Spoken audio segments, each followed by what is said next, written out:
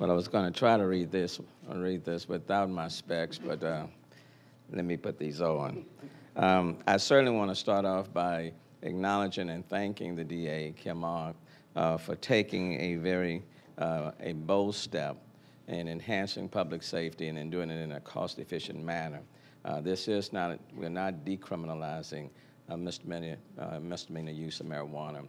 It is a diversionary program, and so I want to thank you for it. It's always good to be with the city council members who are here, Councilmember Dwight Borkins, Councilmember Michael Kubosh, Councilmember Robert Gallegos, and certainly with someone who's been in the state senate, whose emphasis has been on criminal justice, who's now the commissioner of Precinct 1. Rodney Ellis, it's good to be with him. Again, to Chief Acevedo, to Sheriff Gonzalez, to the constables who are here and all the others. Well, we've been looking into finding smarter ways to deal with offenders possessing small amounts of marijuana. Our goal is to find better ways to handle this issue that will benefit the offenders and allow law enforcement to concentrate on those problems that affect our neighborhoods. And I know the DA, Kim Ogg, has done just that. When it comes to low-level drug offenses, especially those offenders possessing small amounts of marijuana, the normal criminal court process may not be the best approach. Counseling and education, diversionary programs of this kind, instead of punishment, may deter people from repeating their mistakes without the criminal stigma associated with arrest or a conviction. Of course, we must always be smart and safe with our law enforcement decisions. We don't want to do anything that will make a situation worse, but business as usual is not a solution. And I want to thank Kim Ogg for delivering on her promise and taking a innovative, what I believe, a very smart approach to dealing with our criminal justice system.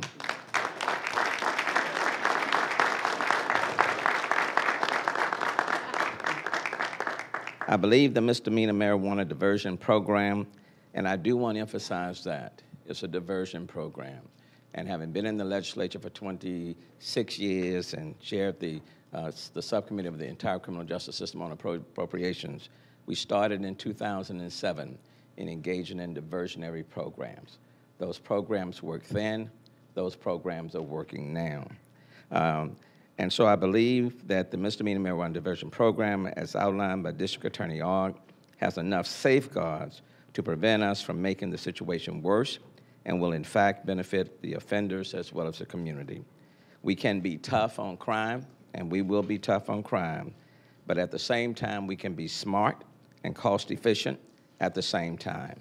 And with that being said, the safeguards are also sufficient enough to prevent abuse, and those persons suspected of dealing drugs, anyone committing another crime that also possesses marijuana, anyone with marijuana in a drug-free zone, anyone currently on bond for another crime, wanted for a Class B misdemeanor or higher, or deferred adjudication or probation, will not be eligible for this program.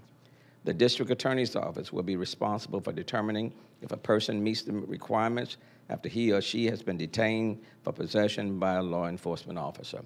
And when I viewed this program and took a look at it, I wanted to make sure that we would continue to be safe on crime, that we would maintain the public safety, but could we do it in a much smarter and a much more efficient fashion? And I am convinced that this program will do just that.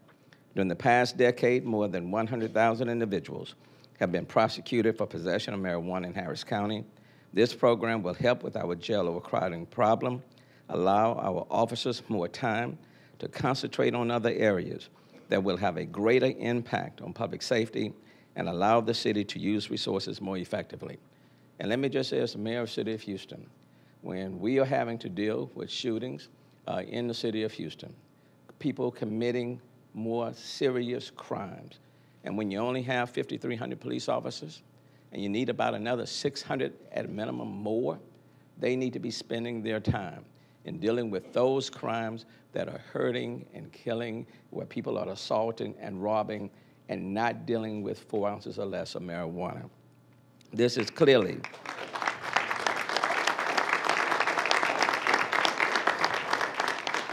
and lastly, this is clearly a better, more cost-efficient approach And that is why I'm happy to join with the Harris County District Attorney Kamal, Chief Acevedo, Sheriff Gonzalez, the Commissioner, and so many others in supporting this program. And I believe it is a smart way of keeping our community safe. Thank you so very, very much.